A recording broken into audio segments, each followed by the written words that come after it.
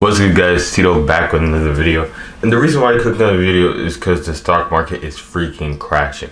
Now, the thing is though, we usually have a red day and then we have a rebound, which means the next day is all good. The Dow recovers. But the Dow dropped 800 points on Thursday and dropped another 1,000 points on Friday. That means about 3%. And then in the high 3% on the Friday. So what people thinking is the stock market is crashing. Now, why would that happen? Because let me tell you why. So pre-pandemic, which actually levels have fallen down to March, so that was like the original crash. So that's why a lot of people are thinking this is actually another crash.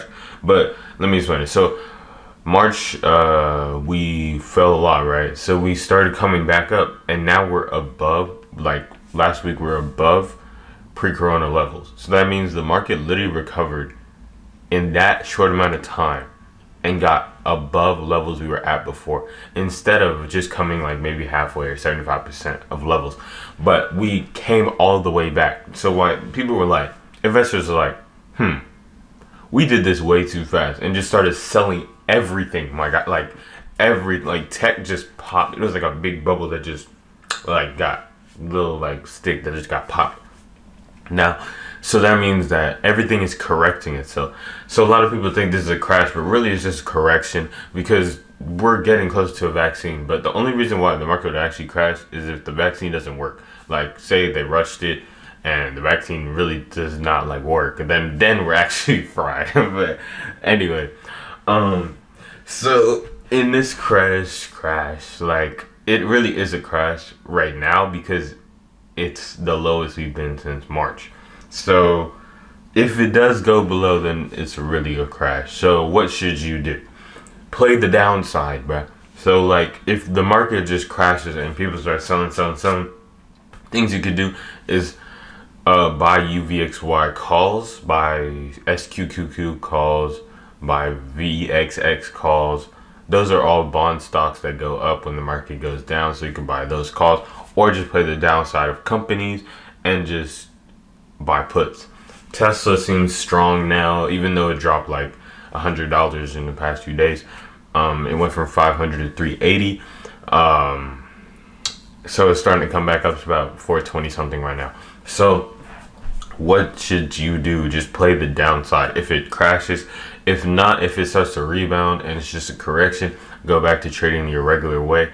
Play earnings, outlooks, play companies that have good news. Like really just play those type of companies, and like honestly you'll be fine. Everybody lost money that day, let's be honest. If you were in any call positions, you got fried. You got fried, bro. You got completely fried. Yeah, I lost a lot of money. Yeah, it does. It hurts. But it's just part of the learning process. You can't really predict the crash. So one day you'll be like, all right, I'm gonna buy the dip, and then the dip just keeps dipping, and it's just like you trying to catch a falling knife. Eventually you just have to cut your losses and just wait until the market regroups, or just play the downside, just buy puts. That's why there's puts, so you can play the downside of the market, or buy the bond stock calls like UVXY calls. I played that to hedge a little bit of my losses. That seemed to work decently until the market started coming back up.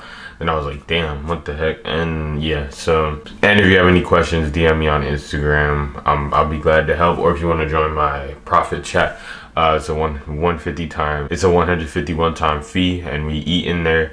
Yeah, we always have plays and stuff like that. If you want to learn about options like in a group chat type style, join my chat. But yeah, that's all I have to say. Catch you guys later.